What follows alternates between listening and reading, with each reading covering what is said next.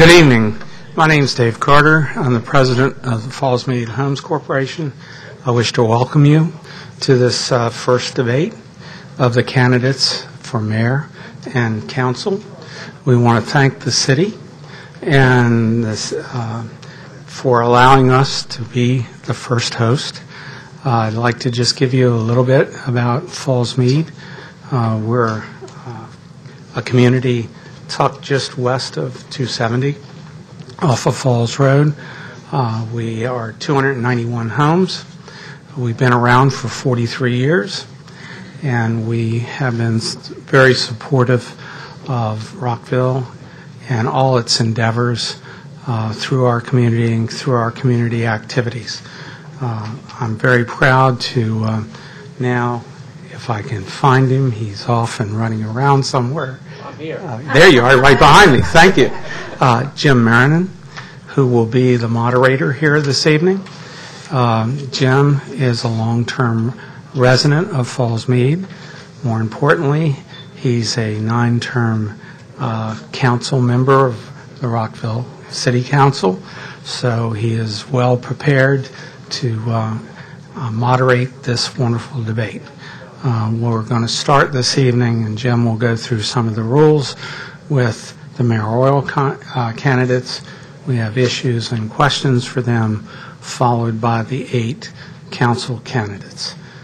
We have 2 hours this evening.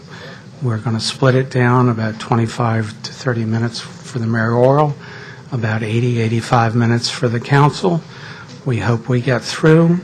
I will be holding up 30 seconds at the end of the time for the answer and the time for the rebuttals. I am a former facilitator in profession, so I will, at 5 seconds, thank the person who's answering very much, and we're going to move on because we have a tight schedule. Once again, thank you. Thank you all for coming. I turn it now over to Mr. Marinan.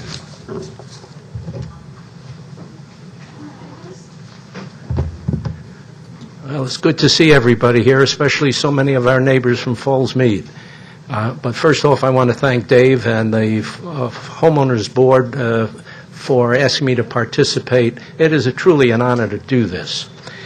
The rules for the evening are pretty straightforward. The first one and the main one is civility amongst the candidates and the audience. No booing, no sign waving, no demonstrations either way. It would be best if it's just kept civil. Questions from the audience can be submitted via index cards, which are on the table back here, and if they would just bring them up to me, I'll try to get them included. The procedures, as Dave just mentioned, there'll be 30 minutes for the mayoral candidates and then an hour and 20 minutes for the 8 council members, or candidates, I should say.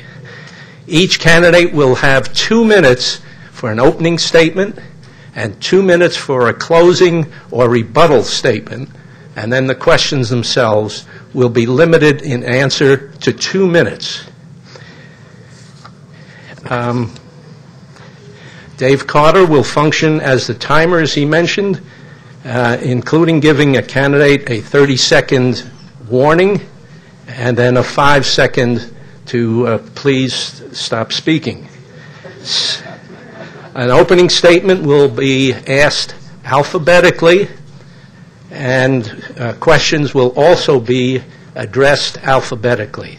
The closing statements and rebuttals will be done in a reverse alphabetical order.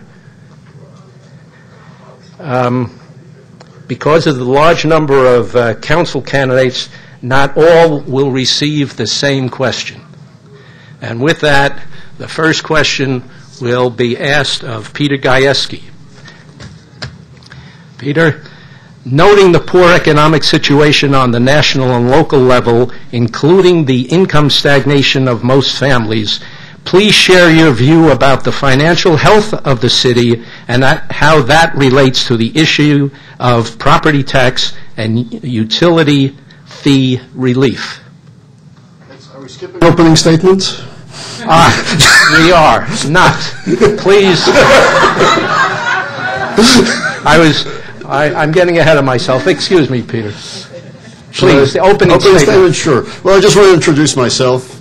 I'm Peter Gajewski, and I'm the music director and conductor of the National Philharmonic at Strathmore, and I've been on the council since 2007. In fact, this week I've conducted 6 concerts already, 2 today.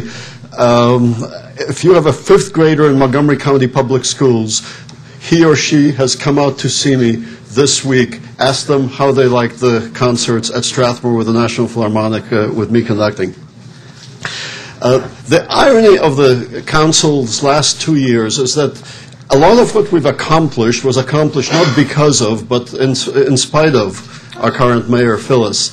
Let me give some examples. I'll give one now, and then perhaps we can talk about others throughout the evening. But most recently, we made a deal to bring Choice Hotel headquarters to Rockville. It's a very important deal with Montgomery County putting up tremendous amount of money, and Montgomery County approached us to piggyback on their incentive to Choice Hotel, and we made our best deal, and then we had a vote, and Montgomery County obviously was for it, and the state of Maryland was for it, and we all voted for it. Phyllis Marcuccio was the only one on the council that voted against this deal. Why is this deal important? It's important because it's going to bring new taxes, of course, to Rockville, but more importantly, it's going to bring 500 jobs and 500 people working in town center and pouring out into the town square and patronizing the businesses there, and and strengthening our local economy. So I hope that Phyllis can explain sometime this evening why she voted against it, and specifically what she didn't like about the deal, and perhaps what deal she would have proposed that might have been different. So we'll have a conversation about it this evening. Thank you very much. Thank you, Peter. Phyllis? My chance? Your chance. 2-minute opening statement. He said I could use the podium. Oh.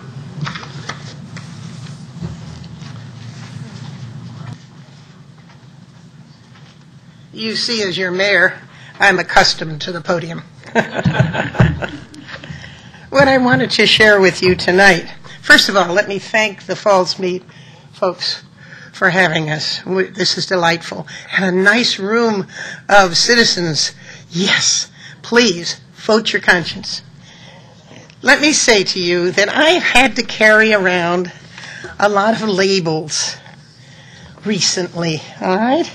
You just heard the newest label, or the label that I've dealt with a great deal. Choice Hotels headquarters, all right? I want to put this label to rest. I want to pull it off of me and tell you what happened. I hope I can get it all in 2 minutes. But Clayton Folger came to me one day and he said, I want to build the next part of my compound. And I'm trying to interest the Choice Hotels headquarters in coming here. What do you think? Fantastic. What can we do to help you out? He didn't know at that time that we had Ready. I had introduced him to the fact that he ought to be talking with our director of Ready. Excuse me. And that she, in turn, could open all kinds of doors for him. So he got in touch with Ready. And Sally Sternbach got him in touch with Steve Silverman, who is the economic director from Montgomery County. They put together all sorts of packages back and forth, back and forth. Every time it came to us, I was for the whole project. Oh boy, I only have 30 seconds. All right. We did agree that Choice Hotels should come here. When I saw the final incentive package, $1.7 million was what the city had to put in. $3.2 million was what the county was doing. And $1 million from the state. That was not fair. I did not vote for it. Thanks. Thank you. Thank you, Phyllis. All right, starting over again.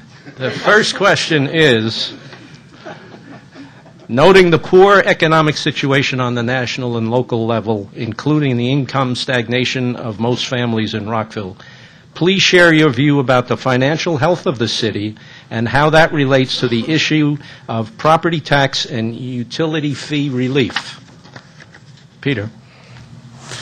Well, the financial state of the city is strong, but we have to be careful, because going forward with the economy, it may not stay that way unless we're very careful not to add to our spending, and we're, there's some natural growth. In terms of tax relief, this past year we took away a $100 homeowner's credit. I was against taking that away. Phyllis was for taking that credit away. So I thought we should have balanced our budget without it, but I was outvoted because the Redgate Golf Course could not survive unless we had enough money to subsidize it as we are. I do want to address some inaccuracies in what Phyllis said, and that is, she talked about Ready and how she made Mr. Pratt go to Ready. Well, when the last time we authorized Ready, which is Rockville Economic Development, Phyllis was the only member of the council who voted against reauthorizing Ready. So if she had prevailed on that day, there wouldn't have been any place for Folger Pratt to go. I also want to address the package, the incentive package. It's inaccurate that Rockville's part is 1 point whatever Phyllis said. In terms of cash tax relief, it's $600,000 over 10 years, so $60,000 a year. The remainder of that, about $1.1 million, is simply giving choice hotels the use of parking spaces in garages which are currently empty. So this is no net revenue loss for the city, zero. It costs the city absolutely nothing, but it's a tremendous package for Choice Hotel. So it's a win-win. It's what took us to bring them here. And as I said, the state of Maryland participated, Montgomery County participated, and when Montgomery County approaches the city of Rockville and says, this is important because we want to keep 500 jobs in Montgomery County, we have to react, and saying no to that makes no sense. We need a relationship there. Phyllis. Do I get to rebuttal? You can use your 2 minutes any way you want. Oh, wonderful. Then I think I would like to try and take off another of my labels. I lack leadership, all right? How many times have you heard that one? I think every door that he's knocked on in the city has been told Phyllis has no leadership skills. Well, that's very interesting. All of the things that we have done this year related to Annapolis and saving us and getting us money, well, who do you think was there? Who do you think was lobbying for the positions that the city of Rockville needed? Where was Mr. Gajewski? I never saw him in Annapolis. I never saw him anywhere around any of the officers of our government. I went down and saw Ben Carton, Barbara Mikulski, all of the representatives in the county council across the street. I made connections with Mr. Wiest, Dr. Wiest, which was no small matter, because if any of you know the superintendent of schools, not Mr. Starr, Dr. Starr, but Dr. Wiest, you know how difficult it was to sway his opinion in anything. And Montgomery College, I see those Montgomery College folks frequently. We are working together to make that college part of the city, and in connection with the city, have some memorandum of understanding that when they grow and we grow, that we do it in harmony. Where has Mr. Gajewski been all this time? Another 30 seconds, my goodness. I want you to know that there are so many ways in which the mayor of this city is representing you and your needs everywhere. We have so many connections, not only within the city itself here, but with the county and state that are tremendously important to us. We have none with Mr. Gajewski. Thank you, Phyllis. It's probably appropriate to ask a follow-up question in regard to the financial situation in the city. Some Fallsmead residents have analyzed their Rockville property taxes over the past 2 years and found a 15% increase each year, and an increase exceeding the state-mandated 10% per year limit, and a 14% increase in utility fees. Can you address these findings, and do you have a plan to reduce the total tax burden of Rockville citizens, including your position on restoring the property tax credit and/or reducing the property tax rate? Peter? I go first on all the questions? All the questions. I go first. Excellent. So yes, as I already represented, it's 2 minutes. As I already represented, I was the one fighting for keeping the $100 tax credit this last fiscal year, and unfortunately, Phyllis prevailed. I have to say that I reached out to Phyllis 2 years ago, and we actually together prevailed in keeping that credit in 2 years ago. But this year, I was alone, and she didn't come along. The way we reduce the property tax rate or keep it flat is by reducing excessive spending.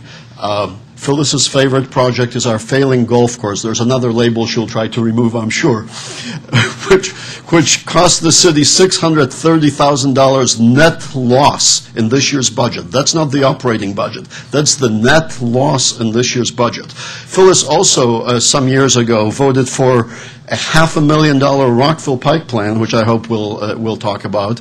And most recently, she said, well, perhaps we didn't even need that plan. Well, you know, $500,000 later is too late to say that we didn't need it. So we need to eliminate wasteful spending, and that's how we'll keep the property rate flat.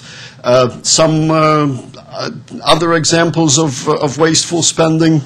I talk to citizens, and there are problems in terms of us repaving streets too often sometimes. So we really need to look at that very carefully and make sure that we eliminate whatever wasteful spending we have, so that we can keep the property tax down. Now, Phyllis will say that she's fought for reducing the property tax all her time on the council, but actually that's not really accurate, because this last time around she wanted to lower the rate by $12, while I wanted to lower it by $100. And in the end, 1 week before the final passage, she voted to move to the final passage with a huge tax increase, so she did the trick of voting for the budget before she voted against it. It's a U.S. Congress trick. We should have no room for that in Rockville. Phyllis? Oh, boy. Well, those of you who know I've been on the council, or at least was on the council, and being mayor now is 6 years. Every single year, I have gotten tax rate deduction. Very first year I came on the council, I wanted to get that tax rate down. We worked with it in the council as much as we could. Our city manager said, hey, I can't give you 2 cents off the tax rate, but I'll give you 1 cent plus a $100 rebate. Well, I wasn't going to turn that down, because a $100 rebate equals about $1 million, which is about 1% of the tax, all right? So we took it. Next year, he offered the same deal, 1% off, $100. Terrific. Third year. Now, you got to remember, when I came on the council, our rate was 32.2. It is now 29.2. Those 3 tax reductions were because of my efforts. I didn't like the tax rebate. I didn't like it for a couple of reasons. I wish it were still there. Don't misunderstand. But, number one, it doesn't go to everyone. It's only the residents of the city. It is a tax that we have come up with a better system for people who have lower incomes to get a break on their taxes in other systems, so that we don't have to give them a flat $100. It's much better if you can change your tax rate so that you're not paying as much. And you did ask about the 15% rise, as I recall. Mm-hmm. The city of Rockville didn't do that. That's county and state. That's not us. So while I'd love to take some cracks at that. I can't do much about the tax rate at the county and state level. But I can tell you, every time we develop something in this city, who gets the benefit? It is the state and the county. Rockville gets very little. Thank you, Phyllis. On reflection, it probably is unfair to not rotate the things. So, excuse me, Peter, you were right on that one. So I'll address this question initially to you, Phyllis. As you know, the city has a council-manager form of government with the mayor and council setting policy and the city manager responsible for day-to-day operations. The mayor and council also directly appoint 3 city employees, including the city attorney, city clerk, and the city manager. The mayor functions as chair of the mayor and council and is generally viewed as the leader of the city. Please state your view on the role of the mayor, basically your leadership style, and there probably will be a follow-up question along these lines. Phyllis. Well, I think you know my leadership style. If it ain't broke, don't fix it. That's the first one.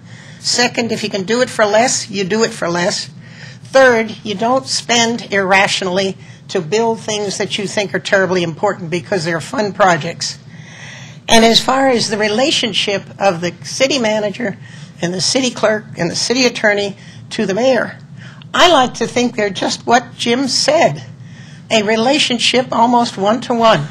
But that's not the way it is in City Hall. We are one of 5. I have been reminded more times than I can count how I have absolutely no authority to do anything unless I have 3 votes. And so I have been so many times put in a position where I wanted to do something and I had to have 2 more votes to make it happen.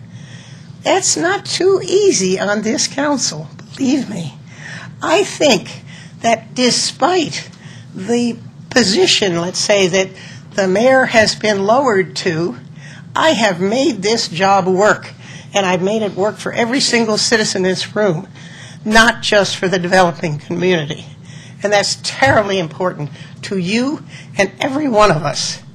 So I think the mayor is not only your spokesperson, but the person who represents the city wherever you go.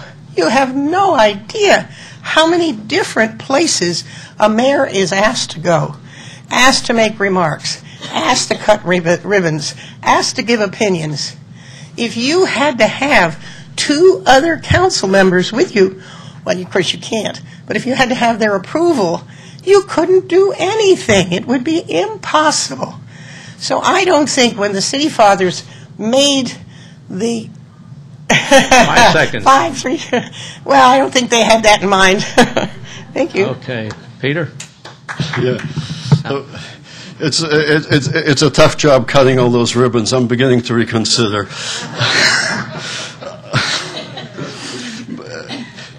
You know, it sounds like the mayor is making an argument for a different form of government.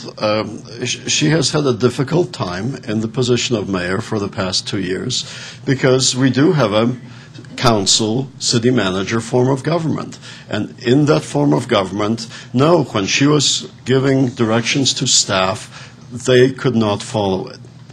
So what did she do? She tried to get our city manager fired.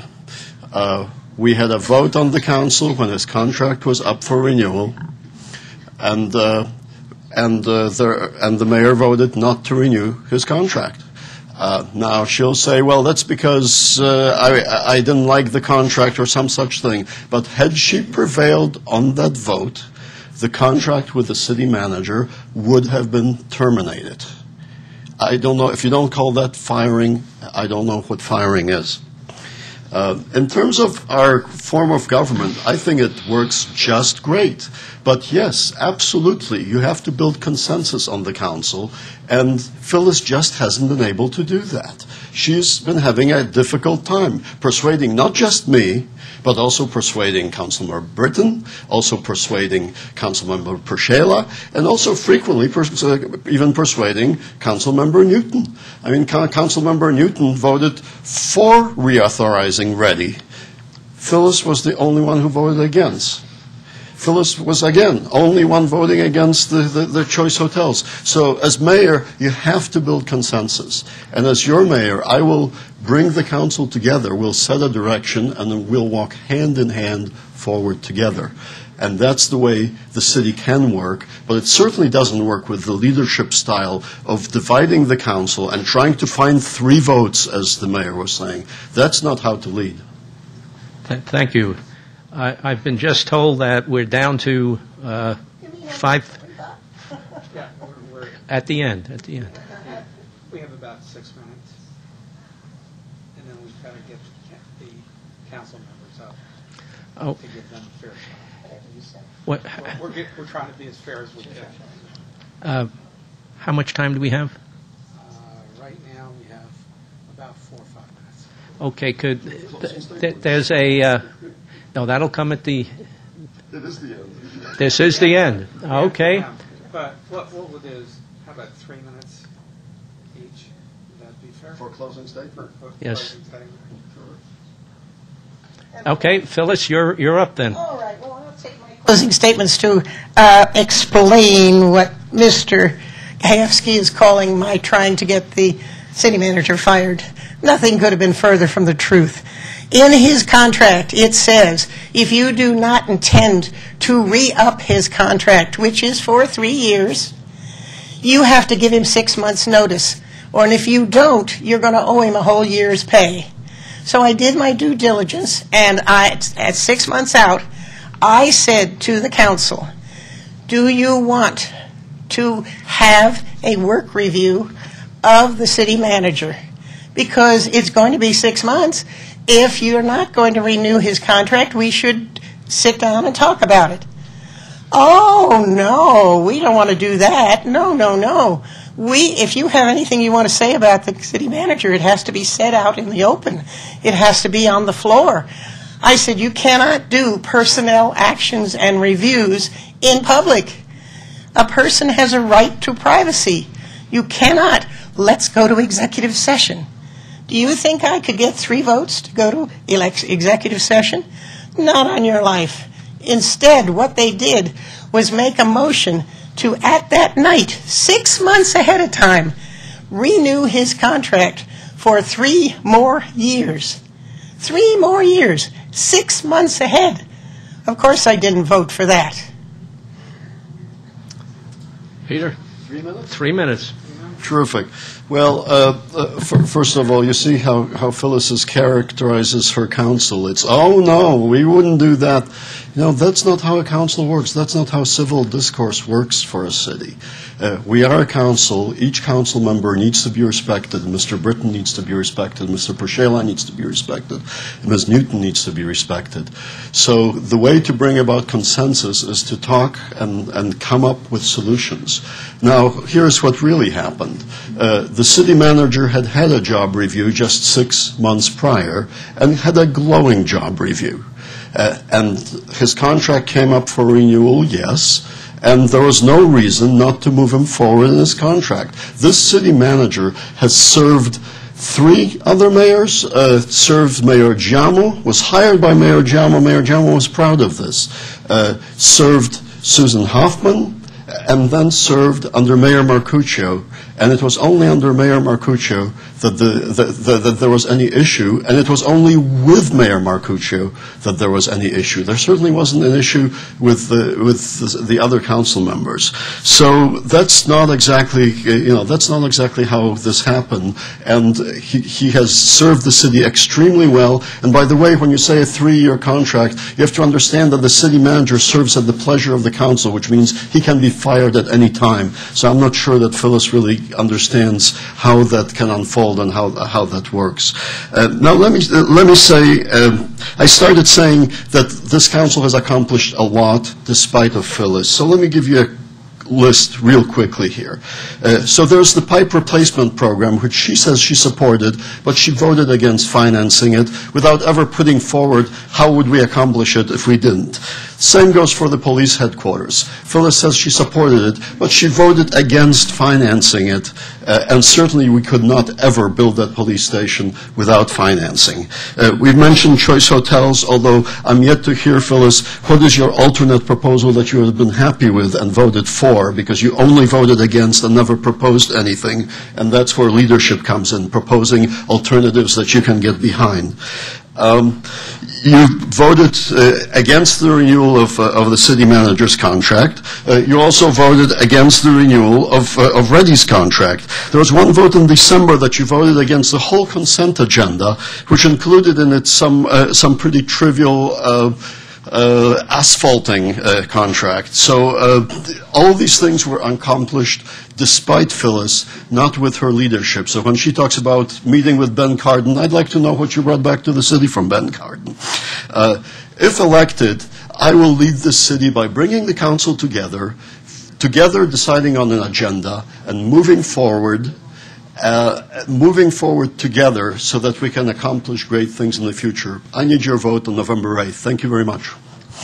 Well, thank you both. Obviously, there wasn't really much time. I have many questions, and I'll pass them on to the next forum. So we are at the point where clapping for them would be appropriate.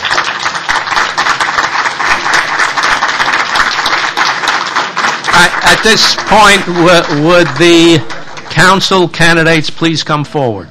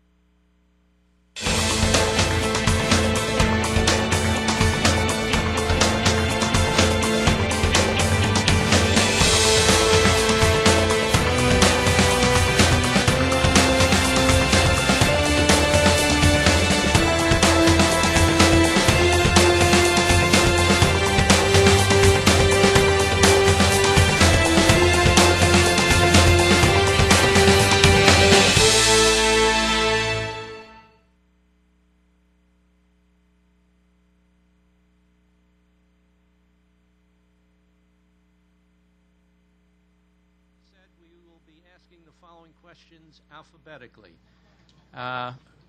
But first, we would like a 2-minute opening statement, again, alphabetically, And we'll start with Mr. Francis. Okay. My name is Les Francis. I've been a resident for 37 years here in the city of Rockville.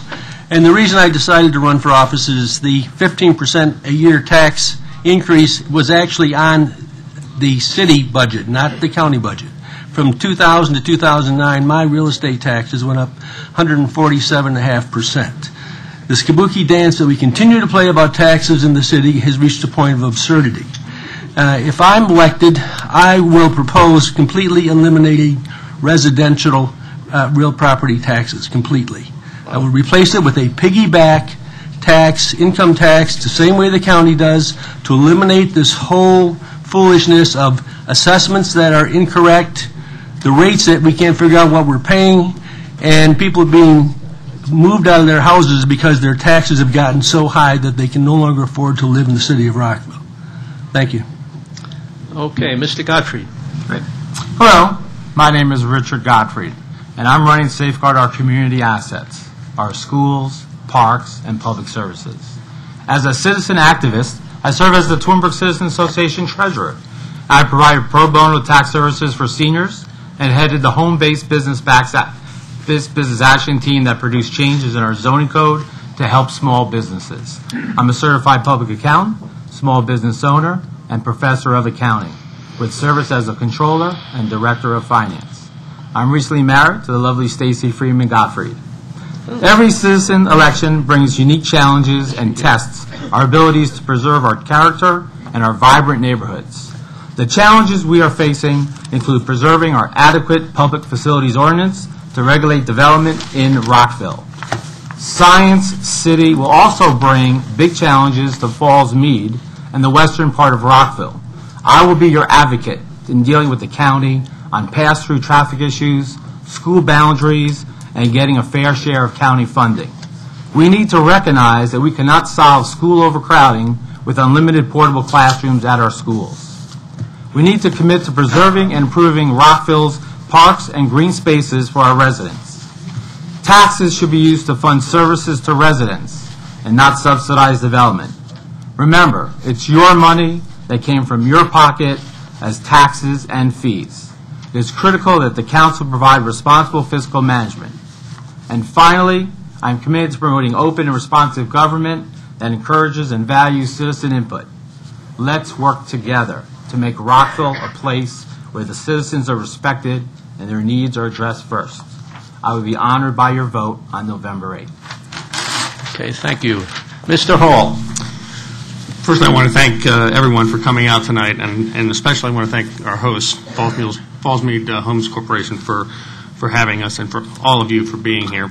My name is John Hall, and I'm a candidate for the Rockville City Council. I previously served on the council several years ago for 2 terms. I've also served as the 2-term chair of the Rockville Traffic and Transportation Commission. I was a chair of one of the commissions of the Rockville Town Center Master Plan Advisory Group. And I have more recently served on the Rockville City Commissions Committee. I'm also a volunteer firefighter in Montgomery County. We have important issues now that we have an opportunity to focus upon that are confronting our community.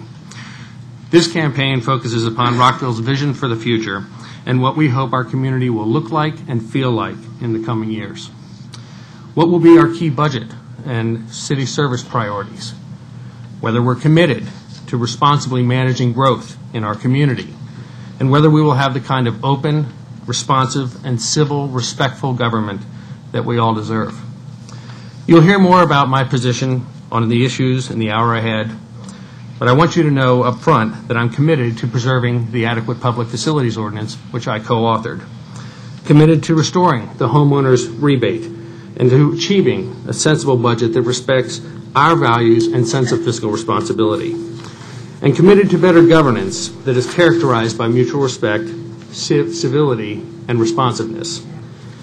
If what you hear from me this evening resonates with you, or if you feel that maybe I can again do the kind of job I've done before and which you want to be done on your behalf, then I ask you to please consider voting for me on November 8th. Thanks to all of you again. Okay, Mr. Moore. Hi, my name is Tom Moore, and I'm running to bring strong, independent leadership to Rockville City Council. I've been going door to door for months now, and I've visited the homes of more than 1,900 Rockville voters. And what they're telling me is that they're concerned about the budget and they're concerned about the city's rules on development. I share these concerns, and if you elect me, here's what I'll do about them. On the budget, we've had a few rough years, and we're going to have a few more. There's no end in sight to tight budgets. All of the easy choices have been made, and really only tough choices are ahead of us. I have the experience and the skills needed to make the tough choices. I'm an attorney, and I've prepared myself well by serving on numerous Rockville commissions and groups through the years. On development, do we want sufficient water, sewer, firefighting, and schools capacity throughout Rockville? Of course we do. But do we also want to make sure that we have good, affordable, safe, and convenient housing where we need it in Rockville? Yes, I believe we do. These goals don't have to clash. We have a law called the APFO, which is trying to balance the city's development concerns. It's been in place for 6 years now. I think it's time to take a close look at it and make sure that it's serving all the city's goals well. The next council has a lot of challenges ahead, but a lot of opportunities too. The first thing the council is going to have to tackle is the hiring of a new city manager. This is probably the single most important thing that the council is going to do. The city manager is an absolutely key position in charting our course ahead. Having a city that's well managed is the most important thing the council can do to set up the future well. The next council will also be helping plan the next phase of Town Center. I was one of the citizen leaders of the effort to build the Rockville Library, which is the cornerstone of the first phase of Town Center. And I'm very excited about the opportunity to help with this next step. Thank you for coming out tonight. I look forward to hearing your questions and telling you a little bit about myself tonight. My name is Tom Moore, and please vote for me on November 8th. Thank you. Bridget? Hi, I'm Bridget Newton, and I want to thank the Fallsmead Homes Corporation for hosting this forum this evening and all of you for coming out on such a rainy night. As I said during the last campaign, on my website, at forums, and going door to door, Rockville is at a crossroads. Actually, it's a bit funny how much of what I said as a candidate in 2009 and as an elected official is now being said by everybody else. For example, I was very explicit about the need for transparency and accountability in our financial and budget processes. In fact, I'm the one who suggested the Budget Commission, which was eventually approved as a task force. One of my goals now is to see that the task force becomes a full commission. 2 years ago, I said that we need to have all stakeholders at the table so that all of our ideas are heard. Through the Communications Task Force, we created a Development Review Subcommittee, and the Mayor and Council unanimously approved recommendations and changes so that citizens are now included in the early planning meetings, and developers must work with our neighborhoods. Some have questioned why I ask questions. Well, I always thought that's how you got the answers. We have discovered some things that need fixing through the questions I asked, and I will keep right on asking if there is a need for clarification or if the numbers don't add up. We have too much at stake in Rockville for your mayor and council not to do their homework every week, not to engage with staff to come up with good programs, cost savings, and ways to make our city better. I love Rockville. I've lived here for 30 years, and it's our home. We have a wonderful city with lots of interesting people, diverse neighborhoods, great schools, and our parks and amenities are unparalleled in a city of our size. I want to continue the progress I've made in seeing that our city reaches her potential, and I would appreciate your consideration. Thank you. Ms. Only. My name is Virginia Onley, and I've lived in Rockville for 18 years. When I came here 18 years ago, I fell in love with Rockville's form of government, citizen participation, working with elected officials, and getting things done, making Rockville one of the best places in Maryland to live, work, and raise a family. In recent years, I see us wandering off the course of that relationship that we've had. We have a poor relationship with Montgomery County. We have a poor relationship with Montgomery College. Now we're starting to have attrition among city staff with some of our employees in key leadership positions. Rockville is a community and not a collection of neighborhoods. We need to work together. I'm running for city council because I want to reestablish the tradition that I fell in love with 18 years ago. I have a reputation for being a unifier. When Mayor Rose Kresnow asked me to join the Human Rights Commission because there were some personality issues and she thought that I would bring some decorum to the Human Rights Commission, I stepped right up to the plate. I said it was my patriotic duty. When Mayor Jim Coyle asked me to be part of the newly formed Compensation Commission, again, I stepped right up to the plate. And when Wilma Bell asked me to join Rockville Housing Enterprise, where I serve today, I didn't hesitate. Serving is my passion. I bring a unified quality to the city, and I'm asking you to vote for me on November the 8th so that I can be a council member who unifies the city as opposed to bickering and keeping it separate. Thank you. Mr. Priscilla. My name is Mark Priscilla. I am on the council as a first-term council member. The thing that gets me in the race, keeps me on the council, is budget sustainability above everything. This means balanced budgets, but also means balancing them in the way that we can continue to balance them.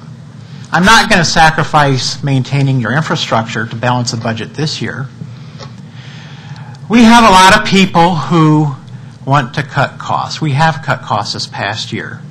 But I got to tell you, whoever gets on council, you're going to have some big challenges. Retirement is eating our lunch, but we are legally obligated to pay and make good on the retirement system. That financial collapse of 2008 killed us. That's a big challenge. I have tried, and I will continue trying, to end subsidies for the golf course. They're not necessary. 15 other public golf courses within 15 miles of Rockville, there is plenty of choice. A second thing that motivates me is ensuring that Rockville is vibrant in the future.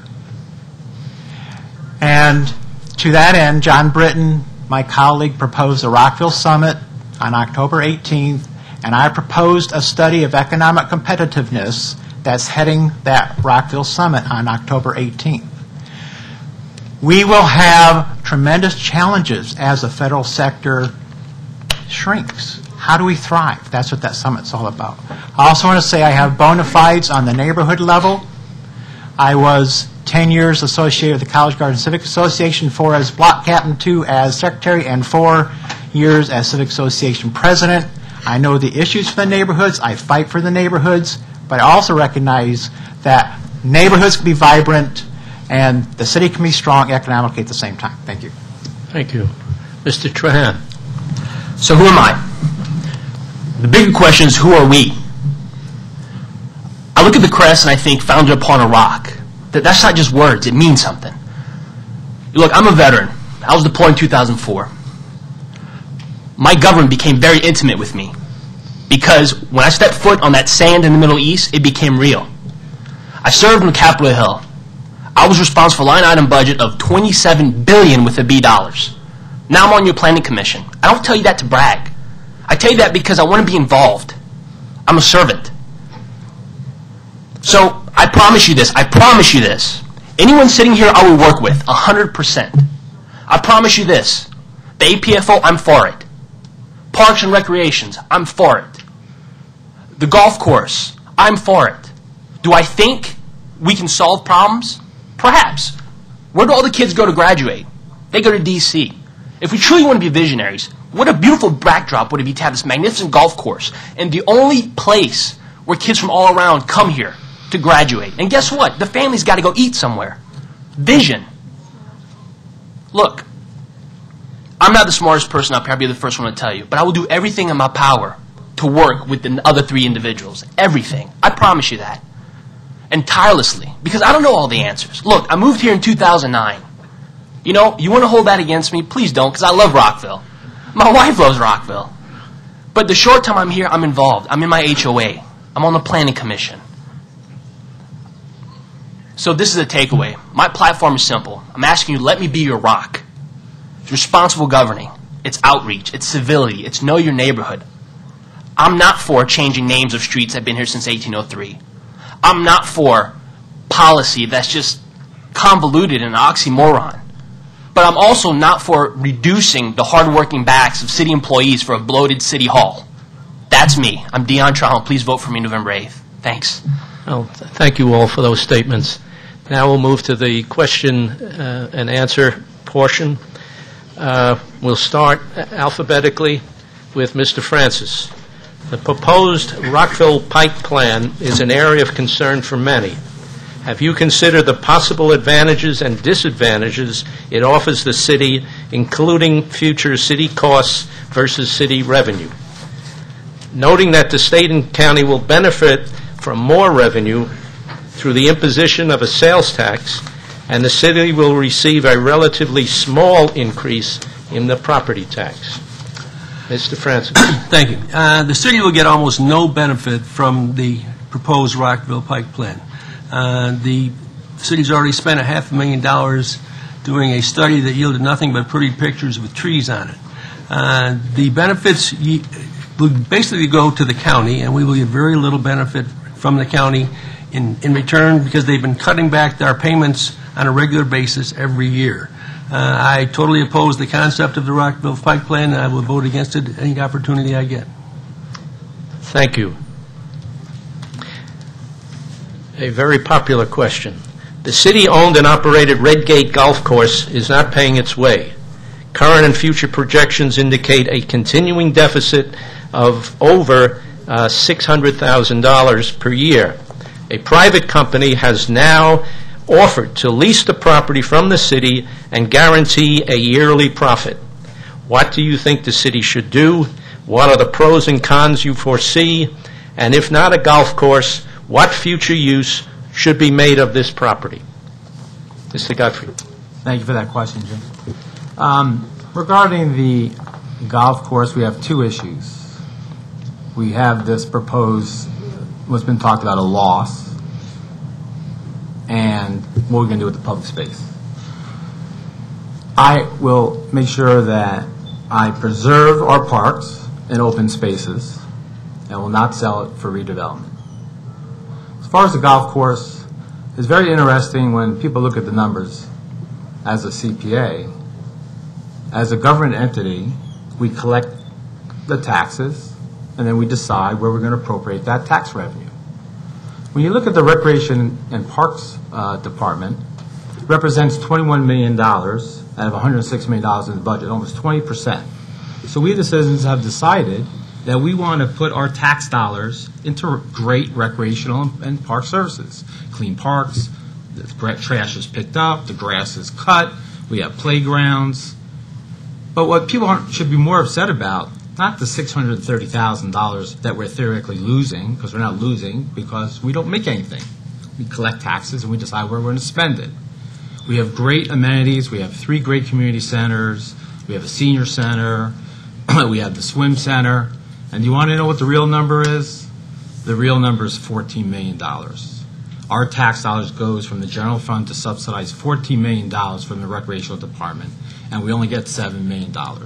So talking about a drop in a bucket with $630,000, let's talk about the $14 million. That's the number that you should be astounded by. Do I have more time? I can keep going. 15 seconds. 15 seconds. Thank you very much. I'll yield my time. Right. I think I made my point. Mr. Hall, there are indications of unannounced slates of candidates, with some homes having the 3 same yard signs. Can you address this issue? Sure. The only time that I've ever run on a slate was when I first came to the council back in 2001, and I'm not participating on a slate. I don't know that anyone else is participating on a slate. At the same time, I would tell you that I think highly of several candidates and prefer them over others. While I give the full council credit for things like what they've done with Choice Hotels and the new grocery store, there are some council members, some members of the council, including Councilmember Newton and the mayor, who've been more forceful advocates for the APFO than others. So I'm not participating in a slate, as I said. I don't believe that anybody else up here is. If we were, there would be legal requirements associated with that, as everyone knows. And I think everybody up here is running as an independent, as is appropriate in the current construct. And I look forward to each of us independently, civilly, addressing the issues that are confronting us. We have some very, very challenging issues. Thank you. Thank you. Mr. Moore, thinking of the adequate public facilities ordinance, currently residential construction is banned because of the moratorium imposed by the APFO related to inadequate school capacity. What can be done to address this situation? Well, when we talk about the APFO and we talk about controlling growth in this city, what we're really talking about is school capacity. The APFO covers a lot of different things: water, sewer, firefighting. All of those are set. It's really schools that we're talking about. We've had the law in place for 6 years. It's being looked at by a committee right now that the Planning Commission set up. They're going to be giving their report later this year to see if there are any adjustments that need to be made to it. I am very much looking forward to seeing what they have to say.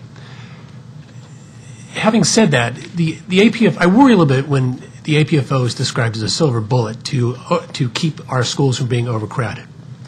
This committee that the Planning Commission set up, one of the numbers in one of their reports says that 85% of the growth in the school children in Rockville City Schools is from existing housing, not new development. So the APFO could stop new development forever, and it's not going to stop our schools from being overcrowded, and it's not going to stop our schools from becoming more overcrowded. It's applying a very strict solution to something that's not really causing the problem. I think about this in my own situation. I bought my house 14 years ago from an older couple that didn't have any kids at home, and now I have 6 kids living in that house. Prolific. If you'd like to point the finger on who's overcrowding Rockville Public Schools, it's me, but it's everybody in this room as well, because people move to this city because they have kids, because we have great schools. They come here and they have more kids because we have great schools. That is not a bad problem to have. What we need to do to solve this problem is not kill all new development for the indefinite future. What we need to do is work with the county and build more schools. That's the only thing that we can do to get all the kids in this city in good schools that are not overcrowded. Thank you. Ms. Newton, this is a stormwater management issue, and it's an issue for the Fallsmead community. The Watts Branch stream runs through the homeowner's 16-acre Fallsmead Park. The stream comes to the park from city-owned land at a very high rate after major rainstorms, thereby eroding our banks, degrading the walkways, culverts, and bridges used by students walking to nearby schools. The city has done nothing to slow this water flow over the years.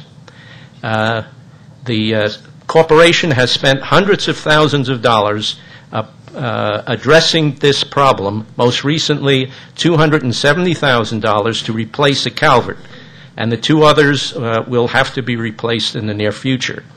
To the Fallsmead community, it's a question of fairness and safety. Either the city slows the water flow or helps repair the damage. How do you stand? Well, first of all, I apologize on behalf of the city to the Fallsmead community. I think that's unacceptable. Second of all, I will say this is the first I heard of it, and I wish in the future you'd call us, because that's how we get things done. I don't know if you've worked with city staff. I don't know if there's been any plan put in place, but I would guess that it needs to be reworked. Absolutely, that's unacceptable. But I will tell you, Jim, I didn't know about it, and I think that that's an issue for Public Works and our Stormwater Management Department to handle, and I look forward to working with you to facilitate those conversations. Thank you. Just let me pipe up. Believe me, what we've been told from EPA down to the city, we own it, you fix it. Well, but if it's coming from sources north of you, I would think there should be some help. Believe me. Okay. Well, I'll just say this tomorrow. Trust me on this. I mean, we have worked with EPA, we've worked with the state, we've worked with county, we've worked with the city, and over again. I have a gentleman here. They can't hear you in the back, and it's inappropriate. It's inappropriate. Okay. I'm sorry. It's out of order. Dave. Thank you. I just couldn't let that one go. All right. Moving on to Ms. Olney. There are current plans to run a dedicated light rail or busway down the center of King Farm Boulevard. Many King Farm residents are opposed. When the King Farm was annexed into the city some 20 years ago, the city insisted on a mass transit system as a condition of annexation in order to reduce traffic flow to the Shady Grove Metro and to limit the number of garages. How would you deal with this issue? Well, I've looked into this, and it's my understanding that the city did agree to that, but unfortunately, the developer did not tell the individuals who were building houses that this rail was coming. And now that we have this problem, I don't think there's a way we can stop the rail. I think it's probably going to happen. We need to embrace it and be a part of the process so that we can help our citizens in King Farm figure out what's the best means for them to deal with this rail that's coming through. It's unfortunate that people bought homes and were not aware that this was going to happen, but it's a fact. It's going to happen. I apologize to King Farm. If I'm elected, I'll work with you to come up with some solutions, but we're stuck with it. Thank you. Thank you. Mr. Priscilla, the Rockville Economic Development Incorporated, or READY, is a nonprofit organization operating as the Rockville's development arm and funded by the city. READY replaced the city in-house development department about a dozen years ago. Are you in favor of continuing the city's relationship with READY, and if not, how would you pursue economic development in the city? Yes, I am the board member on Rockville Economic Development Inc. I attend all their meetings once a month. It's a very dynamic group of people. They basically have 3 individuals over there. Sally Sternbach is a director and a few others. They get their money from the city primarily, but over the years they've raised $1.7 million. In addition to that, they've started the Women's Business Center. They're getting grants from the federal government to help that. Plus they get a lot of interns. So they leverage what they get from the city. They do attraction, they do retention, they do new businesses, and they do whatever the city asks them to do in respect to economic development. I think the city gets a great deal from them. They pull in a board that's very diverse, very dynamic, very active. I think to bring us back in as a city staff position would be a disaster. It went out for a reason in the first place. I think they do wonderful work in making Rockville known. When Choice Hotels International announced that they were searching for a new headquarters, Sally Sternbach was on their doorstep the next day with Mayor Giamo in tow. But she was on that right from the start. We have another headquarter relocation that's less known coming into Research Boulevard. She was on that right from the start. So I think we get a tremendous deal out of them. We get our money's worth. I fully support them. And in these uncertain economic times, we need to be business friendly. We need to retain our businesses. We need to have jobs right here and a tax base. Thank you. Thank you. Mr. Trahan, regarding the town center and its great start, what can be done to provide more value to our citizens, and what else can be done to provide good downtown experiences to attract citizens of all ages?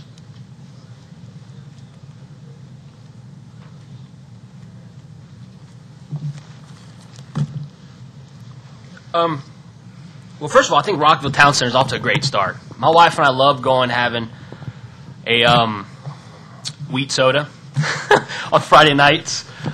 We love seeing sort of the hustle and bustle. And on the planning commission, we approved having an ice skating rink.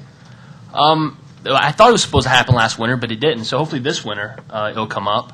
But it's a great start. And I think if truly we believe that Rockville Town Center is the anchor, it's the anchor, right? But we need to spread from that. So I spent a lot of time thinking about sort of what's the next step, right? Because I'm like you. I want to have kids that come to Rockville, that grow up. You were like me. You started a family. you had hopes and dreams for yourself and your family in the city. I'm no different. But I do want the city to look the same. So again, to answer your question, we have a great anchor. Is it 100%? From what I understand, no. But I keep thinking about the future. For example, U Street. It's a place people can go and have drinks, listen to music. I mean, there are neighborhoods in the city that, can foster that sort of atmosphere, that kind of spirit. And yes, it's an important thing about the town center, but what comes next? Phase 2, phase 3. what's the future look like? Did I answer your question? I hope so. I'm trying. I know you're trying. Keep at it. You could have a few more seconds. 30 seconds. Well, look, I'm not like my grandma tells me. If you have anything to say, boy, then just take the better course and just keep your mouth shut. So I'll yield back. Thank you. Reversing the questions, we'll start again with you, Mr. Trahan. And the question I have here is, given the increase in the Asian population in Rockville, especially Chinese natives, question, would you work to complete a sister city relationship with Jiaxing on mainland China that is currently moving very slowly through the system? I'm sorry, that's the question. What would you do to improve the process to get this sister city relationship finalized? Well, from what I understand, we have a partnership, right? A citizen committee. So that's correct, right? The sister city. I believe so. Yes. So the first question is, it's a citizen involved endeavor. So if it's not working, I think the first question is to say, hey, do you have all the tools at your disposal to make this thing work? Because if we're truly going to be an international city and we want to get into it, right, then let's get into it. Why not? And for the record, yes.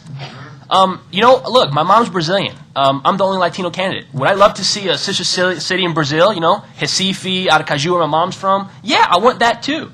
It's not a bad idea. But if the question is process, then, let's see what it needs. That's my answer. All right. Mr. Sorry, Priscilla. I'm trying. We understand. Let's see. There were some questions regarding senior employees in the city who recently left the employment of the city. In the past few months, 2 of the 3 appointed employees, the city manager and the city clerk, have left city employment. Can you shed any light on these departures as to the as it relates to your leadership role, and what qualifications are you looking for in their replacements? As far as city clerk, as a sitting council member, I can say absolutely nothing. As far as city manager leaving, he's related to me that when he took this Rockville job, he was looking for one more real good, real hard job to do before he retired. Now, he's been here 7 years. I think he's done an outstanding job for Rockville. He just thinks it's his time. That's what he's told me. And he's going to live in Rockville, so he's not going anywhere else. I'm looking for, in both positions, I'm looking for people who know how to manage, people who know how to deal with people, and people who are assertive. And I think that's very important. That we have a form of government between mayor and council on one hand doing primarily policy, city staff on the other hand executing the policy, and that line is fuzzy sometimes. It's not always going to be totally clear, but I want these people who are strong people who know how to get the policy done on behalf of mayor and council, but also know how to stand up for their prerogatives. And I think that is so important. The city manager is the city's chief executive. It's not the mayor. It's that he is or she is a city's chief executive, and that needs to be straight.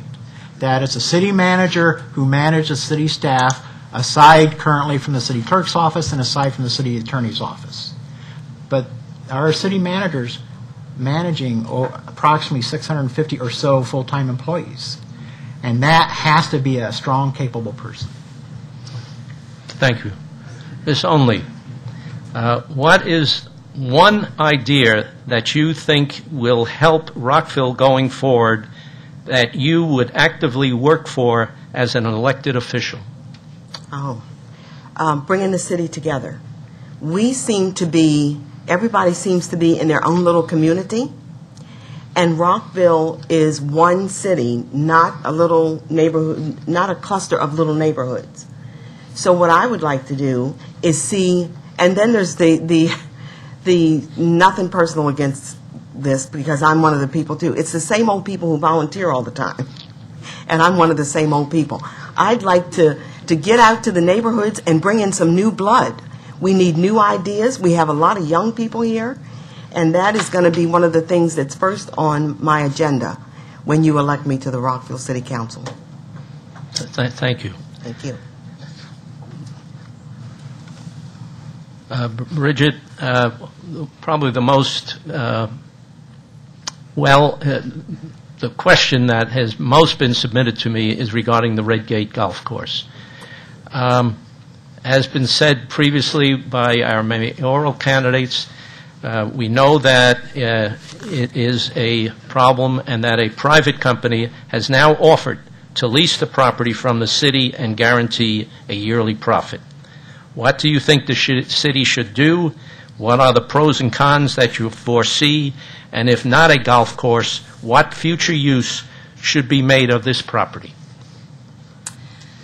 Well, I think it's pretty well known that I have been a supporter of Redgate, and I've been a supporter of Redgate for several reasons. One, it's one of our gems.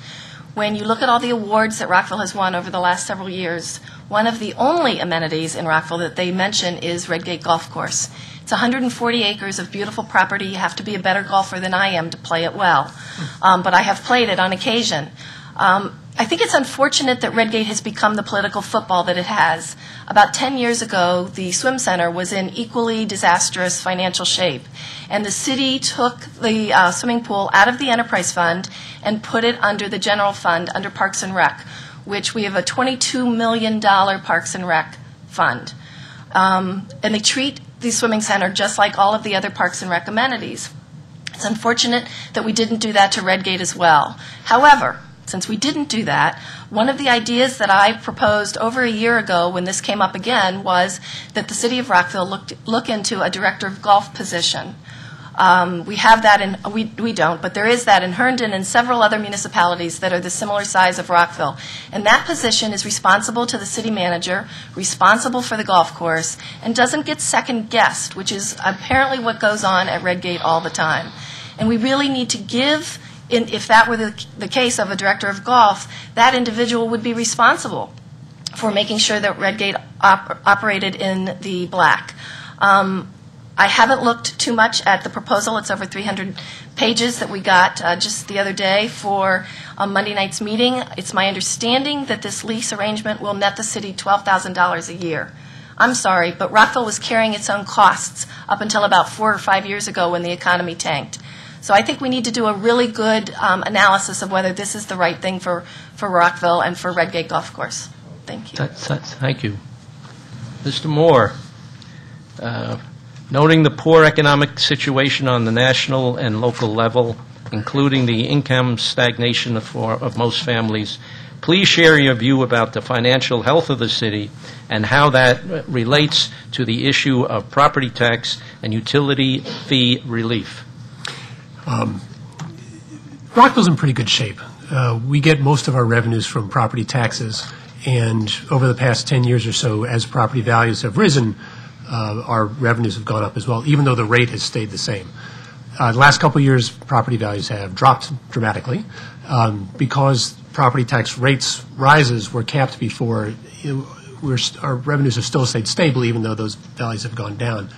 Those things are about even now, and so if we will actually be tracking pretty closely the rises and falls of the property values in Rockville. And it's making people very nervous about their economic future and just the health of their city. But I think the health of the city finances itself are strong. About 10 years ago, when we were in the middle of boom times, there was a lot of talking about cutting rates, and we did cut rates a lot. The city was going to be running a surplus, and the thought was, well, we should give a lot of that back to the taxpayers. What was happening at that same time was the EPA was telling municipalities all over the country, hey, your infrastructures are about to fail. Save your pennies. We didn't. Hardly anybody did. What's happening now is we're paying the price. We're seeing double-digit increases in our utility rates because we're having to replace millions of dollars worth of infrastructure that we should have been putting pennies away for 10 years ago and didn't. It's an unfortunate truth about it. We can't avoid those costs. We have to keep the water lines going. We have to keep the sewer lines going. There's just no way around that.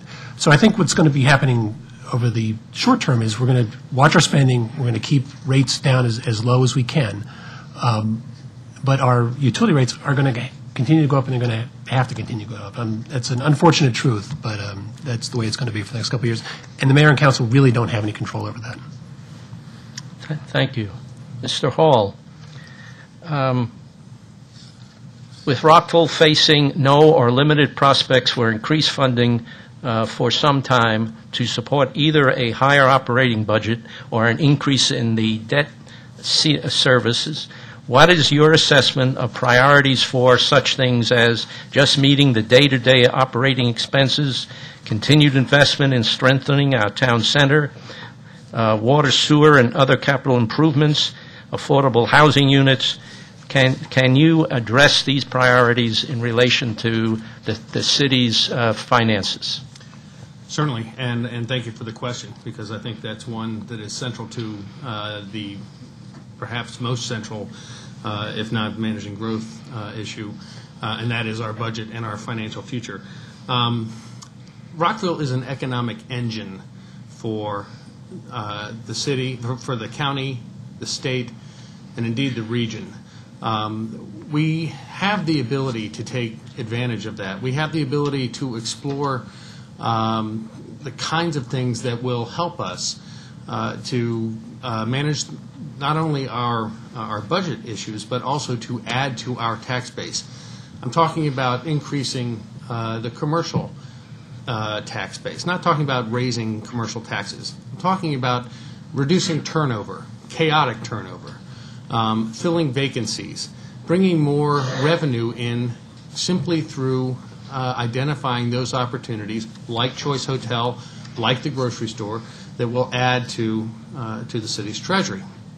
I think at the same time, there's a need to take a real look at the budget in a variety of areas, and not, the only one that anybody seems to be talking about is Redgate. But we've got over $1 million in non-police overtime that is being spent each year. That's a significant amount.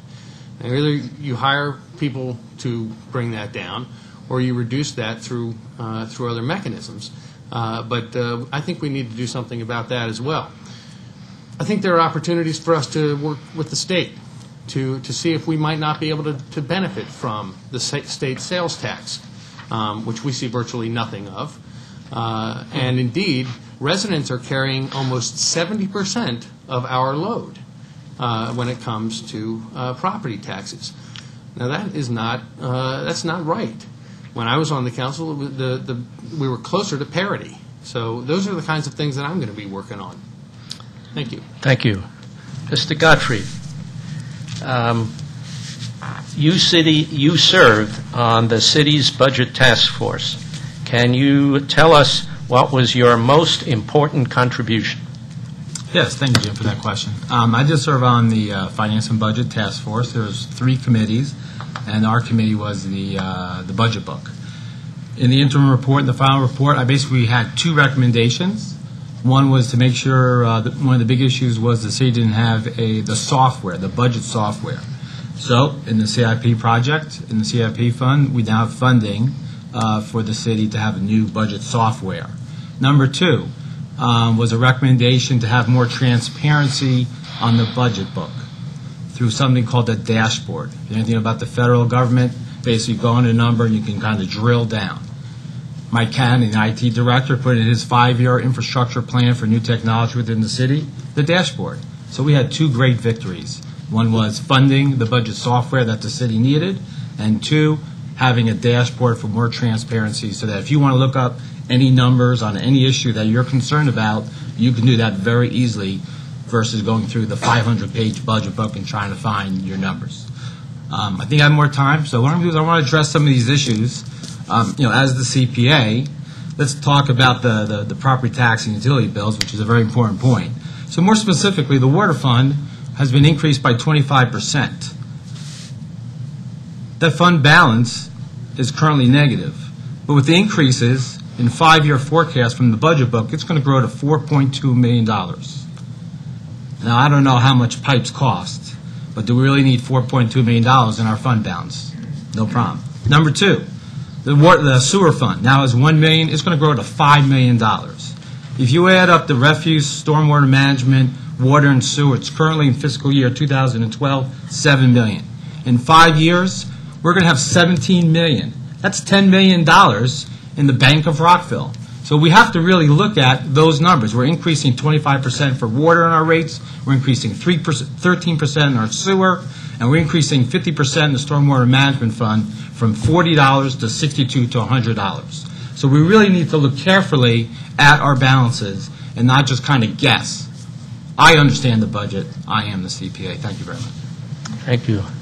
Mr. Francis, earlier there was a question about the Rockville Economic Development Corporation, READY. Are you in favor of continuing the city's relationship with READY, and if not, how would you pursue economic development in the city? The Rockville Chamber of Commerce has a mission very similar to READY, and they're doing it basically on their own dollar. I would suggest we eliminate READY completely from the budget as part of one of my cost-saving proposals to stop the tax and spend and the expansion of government that's been going on in the city of Rockville for some time. There are a number of programs that have come on board and should have been eliminated some time ago. Part of the problem with government is that once a program is added, it never gets eliminated. And there are many programs in the city budget that should be looked at and should be eliminated, and READY is one of them. Thank you. Dave, how much time do we have?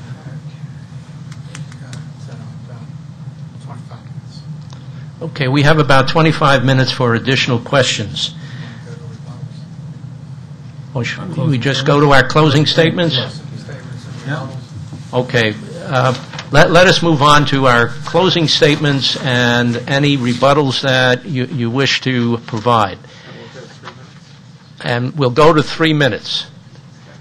And since we said we would do this in a reverse alphabetical order, we will start with Dion.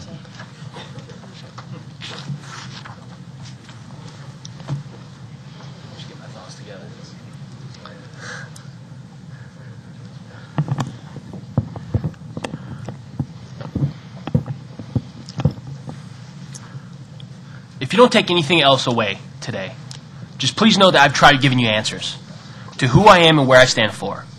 I talked about vision, and that's just the tip of the iceberg.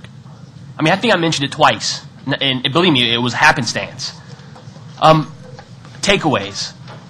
There's not a single thing someone said up here that I disagree with, and I don't think anybody will. I mean, we don't want any more new taxes. Yes, we should have did it earlier on in the life of Rockville, plan ahead for a rainy day. We did, and now we got to do it responsibly. Yes, am I for READY? Absolutely. And to even do more with that, from what I understand, they had seed money, but they were supposed to be self-sufficient. I believe in READY so much that, I think we should start letting them thrive, and give them a chance and start weaning off that process. Because, look, we pick on Redgate because it's easy. It's just amorphous, intangible thing. READY has jobs. There's faces. We know people on READY. But it still doesn't mean that it has to be a part of the city welfare. So let's look at our budget. If we really want to look at our budget. So let's move to other things. Again, look, as long as I'm in this city, things that are historic and important, they're not on the auction block. They're not. We talk about being green. In the West End, the parking lot. I'm not for that. A street that's been here since 1803. No one is against Choice Hotel coming here. But what we're against is the process There's some things that should be sacred for no other reason because they're part of our identity as a city. I mean, a street that's been here since 1803, and then we're going to put that on the auction block and say, here, not only do you get to dip in the city coffers, state coffers, but a county, let's go ahead and start ripping off pieces of our flesh because you know what, y'all? We wake up one day, we won't recognize ourselves as a city. And I'm not for that. Fiscal responsibility.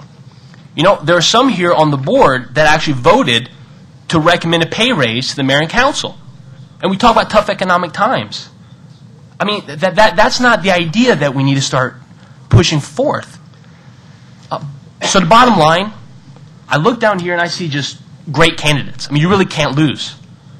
But what you need to consider is this team that you're going to put together for the next 2 years. What do they bring to the table? You put them in the blender, you pour us out. What can we discover in the next 2 years? But more importantly, if you look at national politics, the president didn't foresee this economic downturn.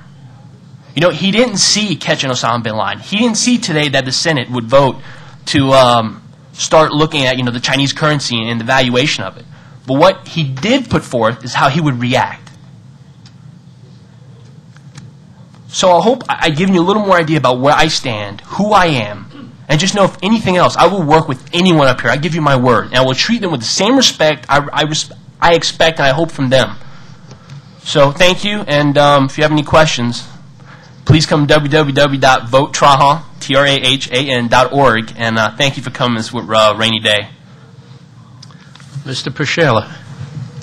Yes, I have been proud to serve you for 2 years so far on the council.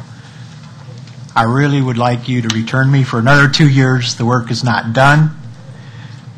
I am very much an independent thinker. I see that change is coming to Rockville. These large economic forces over which we have no control, we see them coming. While we have our economic strength, while Rockville is strong, now is the time to prepare. While we have the wherewithal to prepare, get ahead of the curve. That's why we're having this economic summit on Tuesday.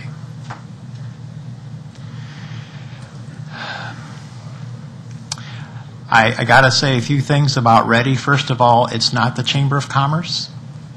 Chamber of Commerce, I'm a dues-paying member of the Chamber of Commerce. It's not the same as Ready. Chamber is a membership organization. It pursues the goals of the members. Ready is Rockville's economic arm. It's paid for by Rockville. If we don't have them as an independent organization, basically we'll have the same idea internally, but it didn't work the first time, so I don't see returning it internally. It's a great organization. On the Finance and Budget Task Force, I was the chair of that as a council member. And I got to say that I had to take over the budget book part of it, and I wrote the budget book part of it. I didn't want to do that, but I had to. So I just want that to be clear. Anyway, I am somebody who's worked for the neighborhoods.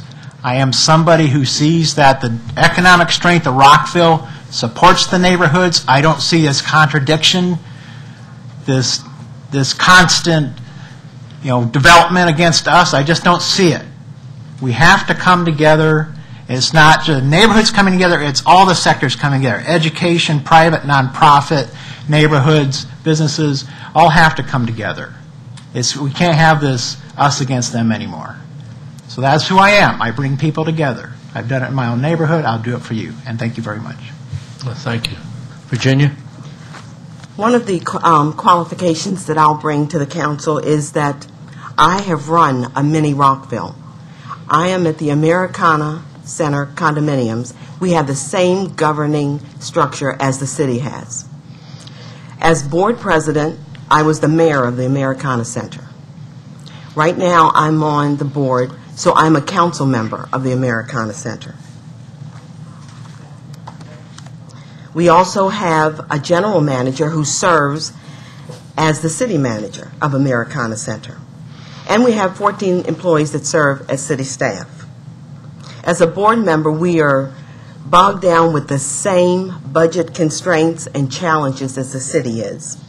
We have to keep things running, and we have to make sure we communicate to our citizens. We are wrapping up a $3.1 million stormwater management, plaza deck, garage renovation at the Americana Center. and I have been there from the beginning. We had to hold a series of town meetings to inform the population at Americana Center why we were spending $3.1 million of their money. And I will bring that same leadership openness to the Rockville City Council. Please vote for me on November 8th. Virginia Onley. Thank you. Bridget? One of the questions I got tonight is indicative of one of the skills I will be looking for in our next city manager. The mayor and council don't need to be involved in all of the day-to-day goings-on at City Hall, but we do need to know when there are issues, and we do need to be involved if there are issues going on in our neighborhoods and our community. I will be looking for a city manager who is a team player, one who has the skills and experience necessary to lead a city of our size, and a staff of our complexity.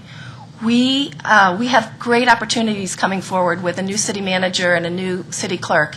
And I think what we will be looking for if I'm elected, but I hope the council is looking for if I'm not elected, is somebody who plays in the sandbox well, somebody who makes the mayor and council part of the team or who plays on the same team with the mayor and council. We've done some great things in the past 2 years, and Rockville has the national awards to prove it.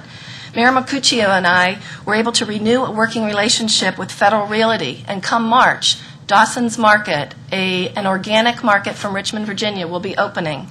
It's going to be fabulous. I was there last evening at Viz Arts when they had a welcome reception for the owner, and Rick Hood is his name, and a lovely, lovely man. He wants to be involved in Rockville. We have reestablished communications with MCPS, and hopefully Rockville will see monies for the planning process in the next CIP for elementary school number 5 and additions at Bell, Ritchie Park, and Twinbrook. It's our APFO, thanks to John and Mayor Larry Giamo, who helped us get that APFO, and I'm convinced that we wouldn't be getting this far with MCPS if we didn't have it. I was instrumental in getting a youth commission last time because I met Waleed Ovais, who was here earlier. I don't know if he still is. He was a candidate for council, and all of his team members, and what a lot of energy and enthusiasm and idealism they brought to the process. You know, I was young once, a very long time ago. I have 2 children who are now in their 20s, and I really think that if Rockville is going to go forward with all of us, we need to harness the enthusiasm and intelligence of our youth and make them part of the same team. We will continue to work with Montgomery County. In fact, the Mayor and Council held a joint work session with Montgomery County Council on Monday evening. We are establishing relationships again, thanks to our current mayor. I'm an advocate for all of Rockville's parks and amenities, and I want to ensure that we treat each and every one fairly. I'm a champion for neighborhoods, and I will continue to support the APFO and work to ensure that developments do not devalue our communities or overburden our schools or roads.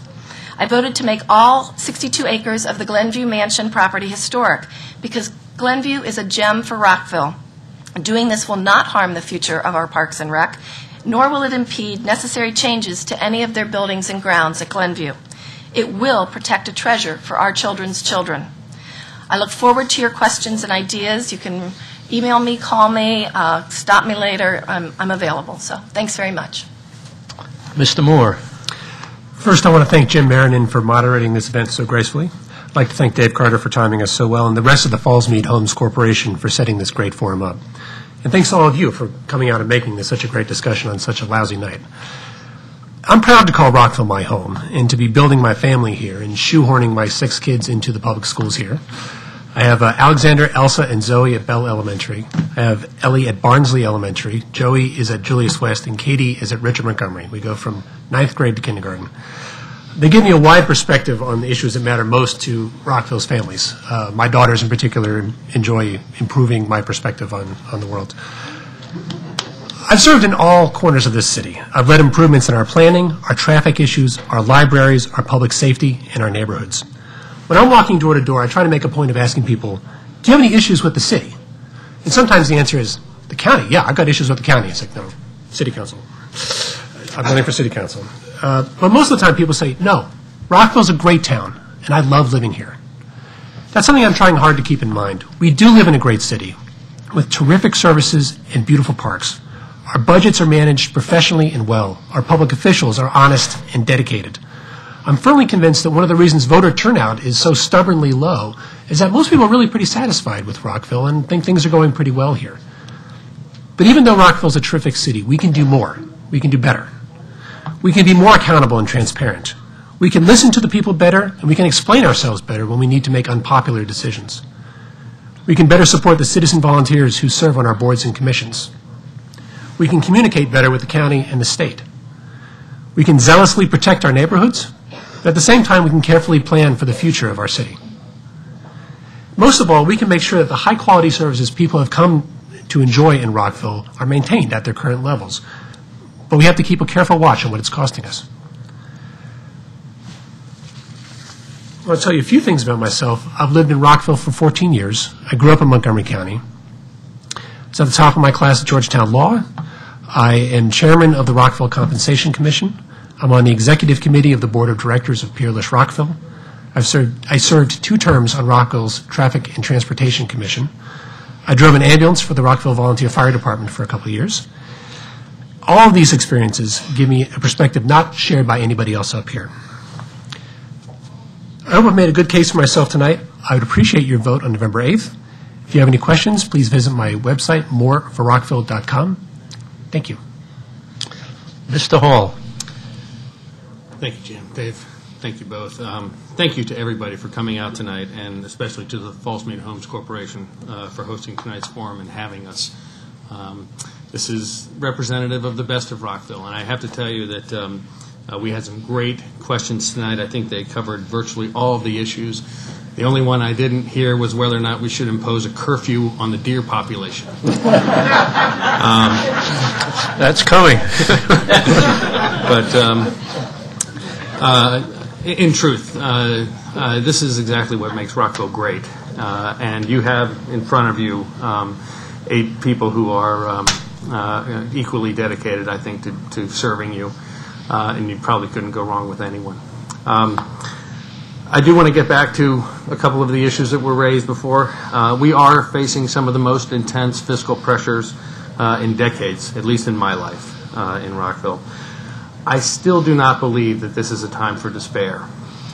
Rockville, as I said, is an economic engine, not only for the county and the state, but for the entire region. And that's important, and that's valuable.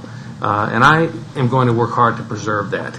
And at the same time, to constrain the growth of city expenditures and sustain those key city services and amenities that make Rockville unique and a wonderful place to live and work for all of us, even in this tight budget climate. Although the current city council abolished the homeowner's rebate, I'll work to restore the rebate and hold the line on taxes without increasing anyone's tax rate, but simply by reducing turnover and enhancing the commercial tax base. I believe that we can craft a sensible and responsible budget and would charge Ready and other entities within the city to achieve that very goal. Not surprisingly, I will work to ensure that we preserve the adequate public facilities ordinance. That APFO gives us a critical, valuable tool for responsibly managing Rockville's growth and ensuring that development complements our community and doesn't overburden our schools and infrastructure. Some people say, well, we've had the APFO for 6 years and it isn't working because we have school overcrowding. Well, as I've said before, we have fire hydrants and fire codes in the city, and yet houses still burn. Should we be tearing up the fire hydrants because we still have fires? No. The APFO provides an important tool to mitigate against overburdening impacts. Finally, we expect results, integrity, and responsiveness from our city government and our city leaders. I will work to deliver on those values and to embody them, and to restore civility and cooperation to the city council and also to the other bodies with whom we have to work. I will return our focus to thinking strategically about meeting today's challenges and those of tomorrow, and to fostering real opportunities for Rockville. Thank you. And please consider voting for John Hall for the City Council on November 8th. Thank you. Mr. Gottfried. Yes. Thank you to the Fallsmead Homes Corporation for organizing this candidate forum.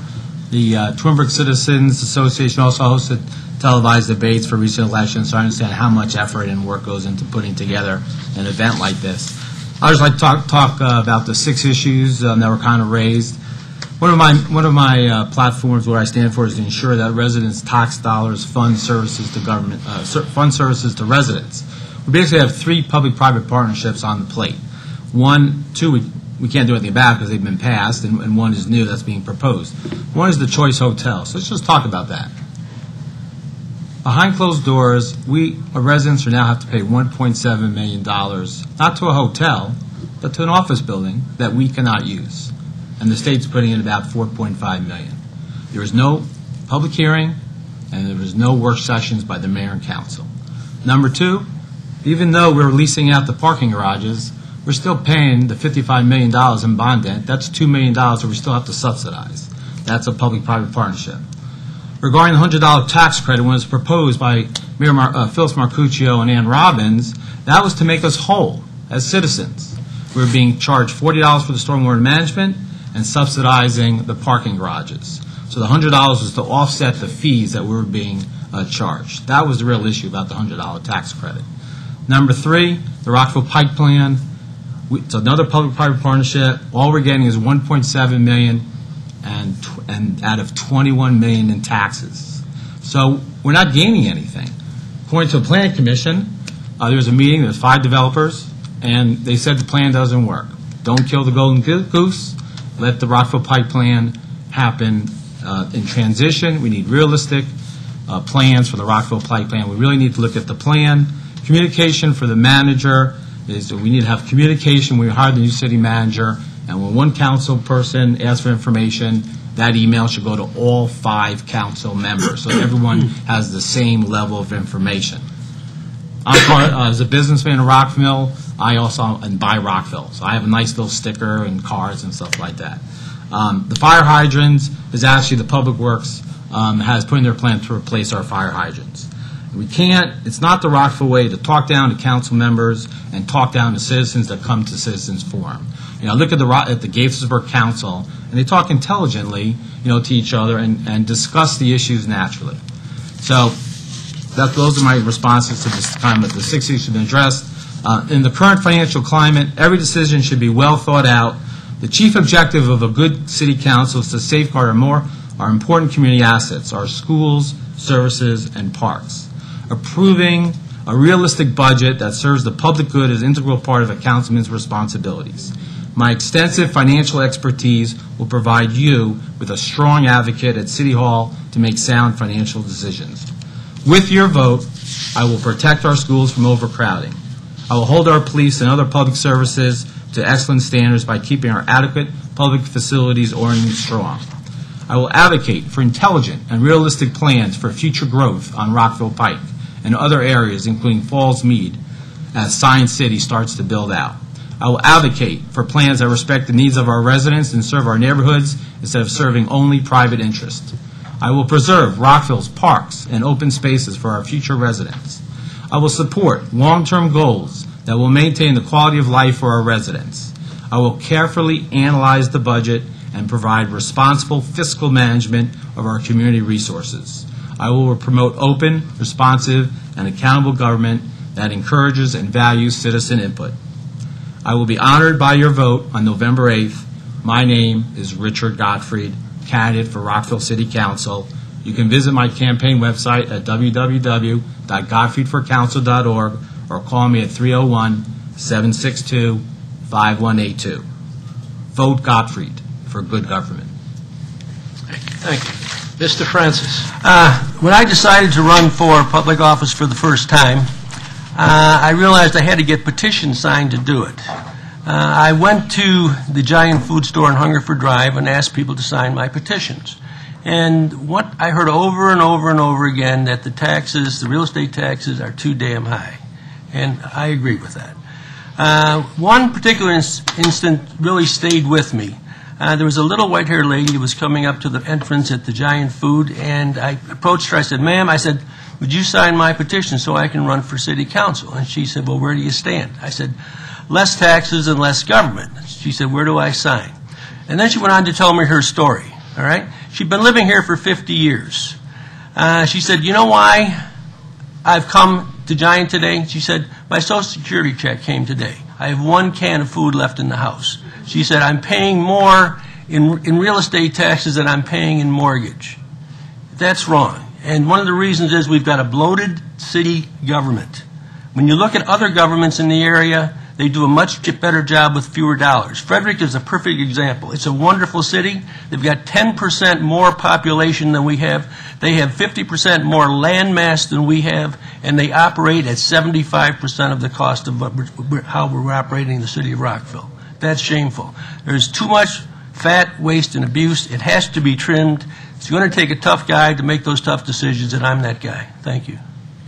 Well, thank you, and thank all the candidates up here. Applause is appropriate.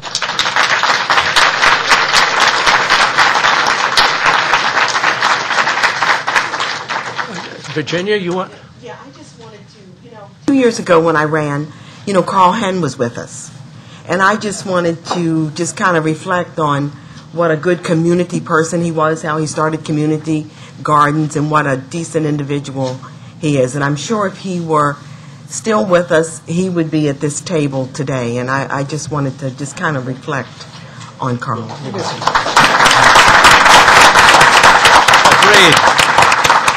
Well, I want, again, to thank you all for coming this evening. This has been a real positive experience, I think, in our electoral process. It's wonderful that so many of you are here. Questions were submitted, and I apologize to those. I was not able to ask them all. I tried, but I couldn't. I do want to point out that there are 2 more televised forums, and there are 4 more non-televised forums. So as this evolves until November 8th, Election Day, you can attend more forums and get educated. My point is always an informed voter is the most important thing that are in an election. People shouldn't vote for people how they look or their last names or whatever. Be informed about the issues. Please attend more of these, watch on television, and we'll have a great election on November 8th. Thank you all.